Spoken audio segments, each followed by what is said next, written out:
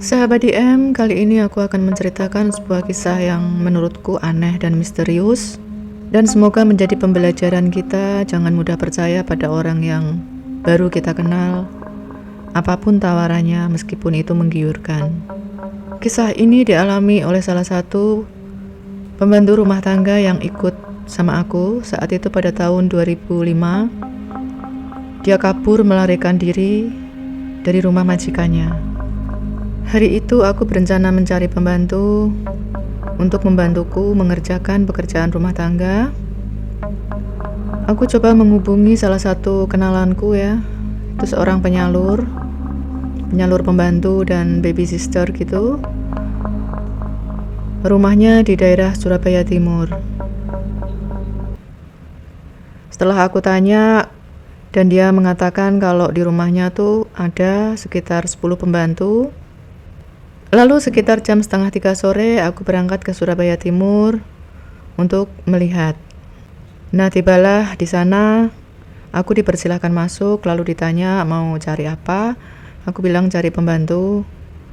Terus 3 orang gitu ya dipanggil untuk aku tanya-tanya lah. Kalau aku cocok, bisa langsung aku bawa. Setelah 3 orang itu aku tanya-tanya, aku ingin sekali melihat yang lain. Terus sama penyalurnya ini, aku diajak ke arah garasi samping rumah gitu. Jadi itu untuk menampung ya pada tidur di garasi itu. Sudah aku diajak ke garasi, lalu aku lihat memang ada sekitar 10 orang gitu di sana. Dan aku tanya satu-satu, aku ngobrol gitu. Aku lihat ada anak di pojokan, kok diem gitu. Terus aku liatin tuh matanya kayak takut, kayak mata orang takut gitu ya. Tapi itu seperti berharap. Aku deketin, aku tanya, udah pernah kerja belum? Katanya pernah. Ya intinya setelah pembicaraan itu aku cocok ambil anak tersebut. Sebut saja namanya Sumiati. Setelah selesai membayar administrasi di penyalur tersebut, aku ajaklah Sumiati ini langsung ke rumah. Di sepanjang perjalanan di dalam mobil itu Sumiati ini diem saja. Kadang-kala aku tanyain, dia jawabnya tuh pendek-pendek gitu. Setelah sampai rumah, aku suruh si Sumiati ini untuk beberes kamarnya lalu mandi. Setelah maghrib, sekiranya habis makan malam, aku panggil Sumiati ini untuk aku kasih tahu apa pekerjaan dia, apa yang harus dia kerjakan, dan bagaimana dia cara mengerjakan. Dan anaknya aku lihat sangat memahami apa yang aku jelaskan. Singkat cerita, Sumiati ini bekerja sama aku sudah 1 bulan lebih. Dia sudah mendapatkan gaji pertamanya. Ini meskipun sebetulnya perjanjian sama penyalurnya itu nggak mendapat gaji. Karena untuk pembayaran administrasi pertama itu dipotong langsung gaji pertama. Tapi aku lihat ini Sumiati ini anaknya rajin. Jadi kalau aku cuci mobil sendiri gitu, dia cepet-cepet bantuin. Meski aku bilang udah nggak usah dibantuin, nggak apa-apa kok. Wong aku juga olahraga, aku tuh seneng kan gerak gitu biar sehat. Nggak apa-apa bu, saya bantuin. Kasihan ibu capek katanya. Anaknya baik, aku liatin ikut 1 bulan tuh baik gitu. Mulailah si Sumiati ini berbeda. Yang tadinya itu irit gitu ya bicara. Itu mulai bercanda, mulai ngobrol gitu. Nah, suatu hari aku lagi santai gitu ya, duduk di belakang tuh, di belakang rumah tuh kan ada tamannya, jadi ada tempat duduk untuk santai gitu. Sebelahnya dapur. Si Sumiati ini duduk di tengah pintu gitu, terus senyum-senyum. Aku lihat, "Napa Sum, kamu kok senyum-senyum?" Dia jawab, "Bu, saya betah ikut sini, ikut ibu, saya kerasan." Aku tanya, "Emang kamu kemarin gak kerasan waktu ikut orang lain?" "Enggak bu, saya kabur." "Hah? Kamu kabur? Loh, terus?" "Iya bu, saya kabur bu." Jadi ceritanya tuh gini, inilah dia cerita.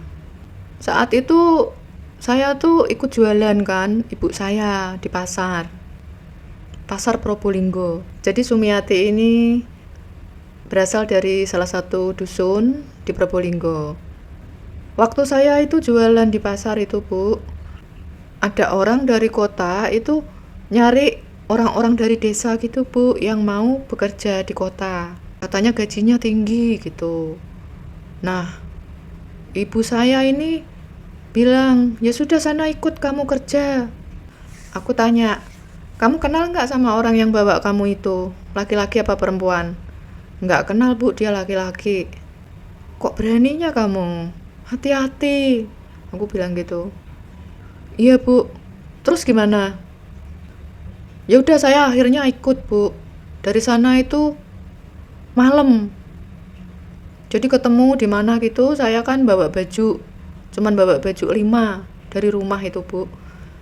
Terus ikut sama dia sampai Surabaya. Dibawa ke Surabaya mana kamu? Tanya aku. Nggak tahu, Bu. Loh, gimana sih? Jadi si Sumiati ini dibawa orang, diajak untuk kerja di Surabaya. Tapi dia itu nggak tahu kerja di mana, alamatnya mana. Yang jelas taunya cuman di Surabaya. Terus dia lanjutin cerita. Terus saya tuh dibawa ke rumah yang besar gitu, Bu. Rumahnya tuh besar, ada satpamnya, Bu, di luar. Ada satpamnya. Waduh, daerah mana itu? Berarti daerah elit kan itu. Sayangnya dia nggak tahu daerah Surabaya mana. Sebetulnya aku juga cukup penasaran itu. Terus, ya majikannya baik, Bu. Jadi saat saya sampai, si laki-laki ini bilang, udah kamu kerja di sini, ini majikannya baik. Terus satpamnya juga baik, Bu. Masuklah saya, Bu. Terus langsung diantar ke kamar. Kamar pembantu itu bagus sekali. Jadi kamarnya itu gede, bagus. Terus ada kamar mandi dalamnya. Hah? Iya, pokoknya itu seperti kamar majikan. Loh. Lah kok kamu nggak kerasan itu gimana? Sebentar, Bu, saya cerita. Yusuf sambil ketawa. Lucu kalau inget itu tuh, aneh-aneh lucu juga. Majikannya ini baik sama saya. Jadi saya itu datang tuh langsung dikasih baju-baju bagus. Terus disuruh makan-makan tuh, Bu, di meja sendiri gitu. Jadi di kamar pembantu tuh ada meja makannya kecil gitu, bagus. Kasurnya juga bagus, lemari bagus. Terus saya disuruh makan, disuruh ganti baju yang bagus, disuruh mandi yang bersih. Bahkan dikasih parfum. Sini aku mulai aneh sih. Aneh juga sih gitu. Terus lanjut lagi ceritanya gimana? Aku bilang, waktu beberapa hari itu saya nggak mikir apa-apa, Bu. Jadi pikirnya, wah dapat majikan baik nih. Seneng gitu. Saya kerja sampai sebulan. Kok saya nggak dikasih gaji gitu. Nah, saya mau ngubungin orang yang bawa saya. Bodohnya saya itu nggak tanya. Padahal dia itu bawa HP. Tapi saya itu nggak tanya nomornya berapa.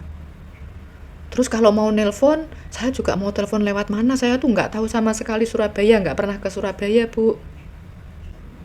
Lalu saya tanya ke yang majikan perempuan. Katanya disimpan aja, nanti kalau pulang diambil. Ya sudah, saya diem, Bu. Saya pikir ya sudah nggak apa-apa, atau majikannya baik. Jadi makanan itu juga banyak. Nah, setelah 1 bulan itu, kok majikan saya ini makin aneh. Jadi saya itu nggak boleh keluar-keluar, pintu rumah itu dikunci kalau mereka keluar. Terus ada pintu pagar, itu juga digembok. Terus baru ada satpam di luar. Terus di luar satpam itu ada pagar lagi, Bu. Wah, pengamanannya berlapis ya. Itulah, Bu. Kalau mau buang sampah aja keluar itu ya, itu susah. Jadi mesti nunggu izin sama majikan, terus baru dibukain sama satpam. Itu saya merasa aneh. Ini majikan saya sama anaknya kan punya 2 anak, laki-laki sama perempuan. Itu bilang sama saya, Sum, ini kita mau pergi selama 5 hari, kamu di rumah. Saya ditinggal, Bu.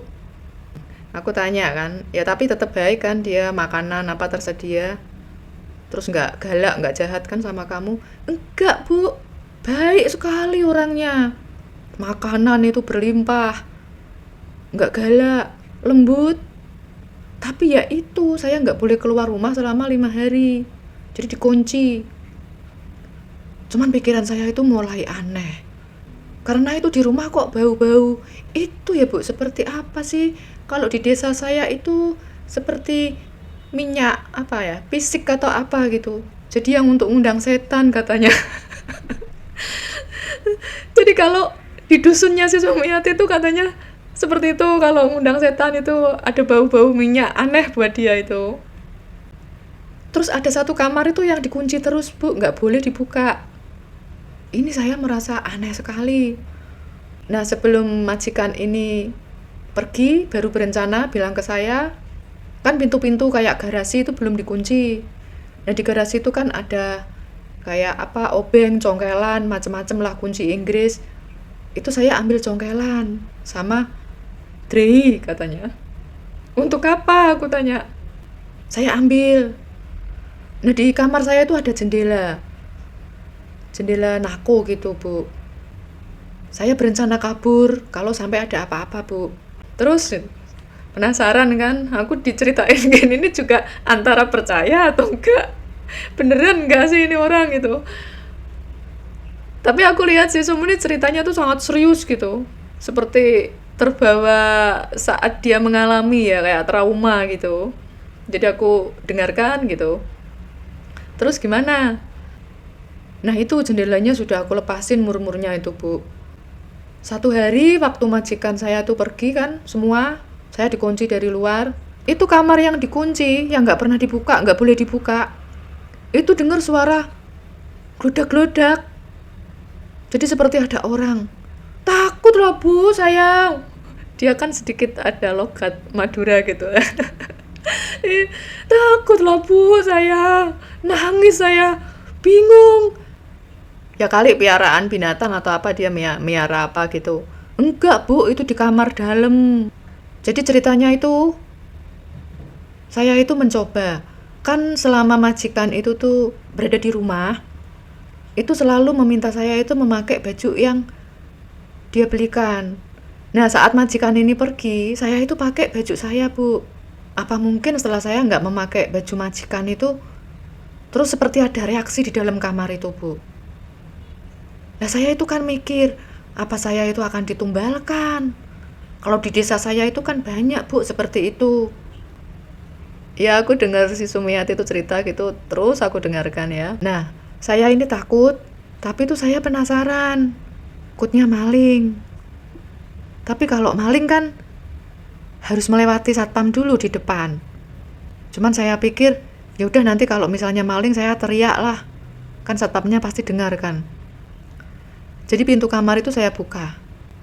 Pakai alat yang saya ambil. Ada patung, Bu. Patungnya itu tuh gerak-gerak. Terus ada lilin. Terus ada bunga-bunga gitu di meja. Langsung saya lari ke kamar saya. Masuk kamar saya kunci. Saya buka itu jendela kamar itu satu persatu kacanya itu. Kabur saya. Nah, waktu kabur bingung. Waduh, alasan apa lagi nih sama satpam? Aku tanya, loh emangnya satpamnya susah kalau untuk bukain pintu? Susah. Dia nggak mau kalau bukain pintu asal-asal, nggak ada alasan. Jadi saya punya akal. Saya balik lagi, saya ambil sampah-sampah di dapur. Meskipun bukan sampah itu, saya masukin. Semua, saya kabur, saya ketok-ketok pintu depan. Tapi saya pura-pura tenang. Pak, mau buang sampah, ini sudah busuk, bau. Nanti Tuan marah, Nyonya marah. Akhirnya dibukain, Bu. Nah, tempat sampahnya itu agak jauh letaknya dari rumah satpamnya tadi. Habis buang saya kabur lari, Bu. Untung ketemu tukang ojek. Duh, terus bajumu apa? Aku tanya gitu.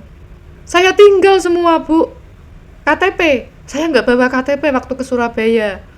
Jadi baju-baju saya tinggal semua di situ. Untungnya itu ada tukang ojek. Langsung, Pak, mau nolong saya. Nah, sama tukang ojek ini, dibawalah saya ke salah satu musola. Nah, setelah saya itu sampai musola, saya ditolong sama orang yang berada di musola tersebut. Ditanyain, Ya saya bilang kalau saya mau cari kerja jadi pembantu. Terus dianterin ke penyalur sini. Aku tuh denger ceritanya si Sum ini ya, antara gimana gitu, antara ya ngeri-ngeri tapi lucu. Saat dia ingat kejadian malam itu kelihatan sekali wajahnya itu ketakutan. Dia menceritakan itu kelihatan sekali ketakutan. Bolak-balik aku tanya, Surabaya mana sih? Coba kamu inget nggak jalannya? Nggak inget saya bu, malam-malam itu soalnya. Kamu cerita sama yang penyalur ini. Cerita, saya juga cerita. Ya dibilang hati-hati kalau lain kali kalau diajak orang yang nggak kenal itu jangan mau. Aku nggak tahu yang diceritakan si Sumiati ini jenis pengalaman macam apa, misterius ya. Jadi ada-ada saja orang itu melakukan hal di luar nalar. Ini membuat pembelajaran untuk berhati-hatilah apabila kita bertemu dengan orang. Jangan mudah percaya begitu saja.